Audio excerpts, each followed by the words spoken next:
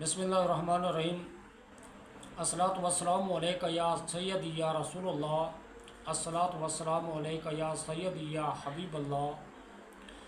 لا تعداد درود و سلام ہمارے پیارے آقا حضرت محمد مصطفیٰ صلی اللہ علیہ وآلہ وسلم پر اور آپ کی آل پر۔ آپ دیکھ رہے ہیں یوٹیوب چینل میں مشتاق احمد۔ بیماریوں کے متعلق چند مفید پرہیز بتانے جا رہے ہیں۔ اگر ان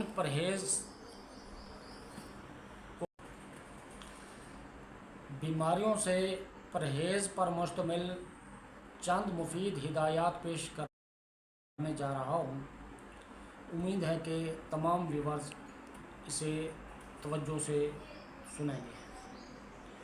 مناسب معلوم ہوتا ہے کہ آخر میں چند اہم اور انتہائی مفید باتوں پر مبنی ایک باب شامل کر دیا جائے۔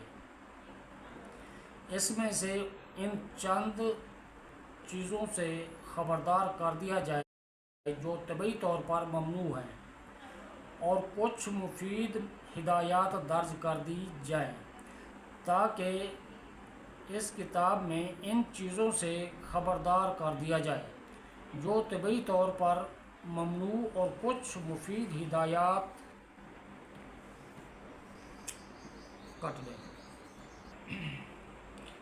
پرہیز پر مشتمل مفید ہدایات۔ مناسب معلوم ہوتا ہے کہ آخر میں چند اہم اور انتہائی باتوں پر مبنی ایک باب شامل کیا جائے۔ ان چیزوں سے خبردار کر دیا جائے جو طبعی طور پر ممنوع ہیں، اور کچھ مفید ہدایات بھی شامل کی جائیں تاکہ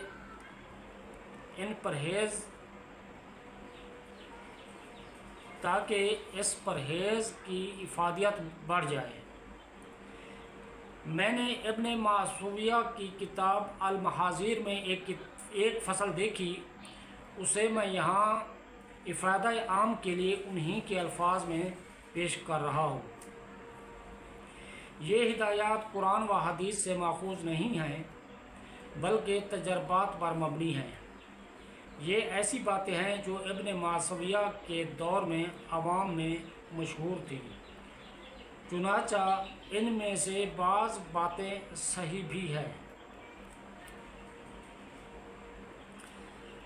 نمبر 1، جس نے 40 دن پیاز کھائی اور اس کے چہرے پر چھائیاں ہو گئیں تو وہ اپنے آپ ہی کو ملامت کرے، کیونکہ یہ اس کا اپنا قصور ہے۔ جس نے رگزنی کے بعد نمکین چیز کھائی پھر اس کے بدن پر سفید داغ پڑ گئے یا اسے خارش ہو گئی، وہ بھی اپنے سوا کسی اور کو ملامت نہ کرے۔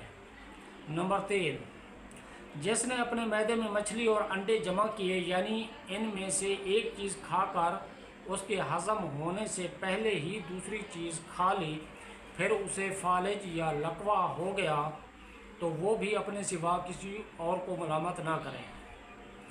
جو پیٹ بھر کر کھانا کھانے کے بعد حمام میں چلا گیا پھر اسے فالج ہو گیا، تو وہ اپنے سوا کسی کو ملامت نہ کرے۔ جس نے اپنے معدے میں دودھ اور مچھلی کو جمع کیا پھر اسے کوڑ، پھلہری یا نقرس کی بیماری ہو گئی، وہ بھی اپنے سوا کسی کو ملامت نہ کرے۔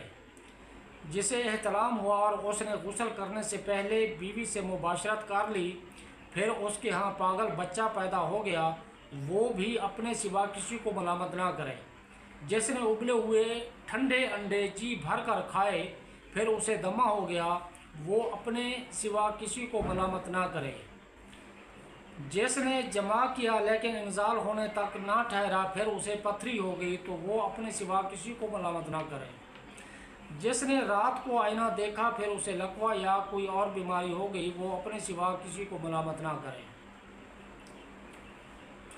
انڈا اور مچھلی بیک وقت نہ کھاؤ، کیونکہ اس طرح قولنج، بواسیر اور داڑھ کا درد ہو سکتا ہے۔ ہمیشہ انڈے کھانے سے چہرے پر چھائیاں پڑ جاتی ہیں۔ گرم پانی سے نہانے کے بعد رگ زنی سے نمکین چیز اور نمک لگی مچھلی کھانے سے سفید داغ اور خارش کی شکایت ہو سکتی ہے۔ بکرے کے گردے مسلسل کھانے کی عادت سے مثانے کو نقصان پہنچتا ہے۔ تازہ مچھلی کھانے کے بعد ٹھنڈے پانی سے نہانا فالج کا باعث بن سکتا ہے۔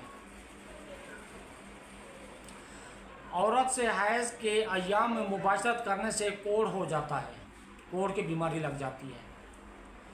مباشرت سے فارغ ہو کر پیشاب نہ کرنے سے پتھری ہو جاتی ہے۔ بیت الخلاء میں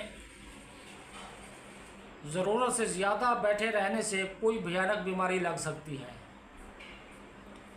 بکرات کہتے ہیں کوئی بھی چیز بکثرت نہیں کھانی چاہیے۔ مفید چیز زیادہ مقدار میں کھانے کے بجائے نقصان دہ چیز تھوڑی مقدار میں کھا لینا کہیں بہتر ہے۔ یہ تھی چند پرہیز کی علامات۔ پرہیز علاج سے بہتر ہے، یہ تو ہر ڈاکٹر ہر حکیم کہتا ہے اور ہر خاص و عام یہ جانتا ہے۔ آپ پرہیز کر کے بہت سی موذی بیماریوں سے بچ سکتے ہیں تاکہ آپ کو ڈاکٹر کے پاس نہ جانا پڑے۔ اپنا خیال رکھیے، اللہ آپ کو اپنی حفظ و امان میں رکھے۔ اب میں اجازت چاہتا ہوں، اللہ حافظ۔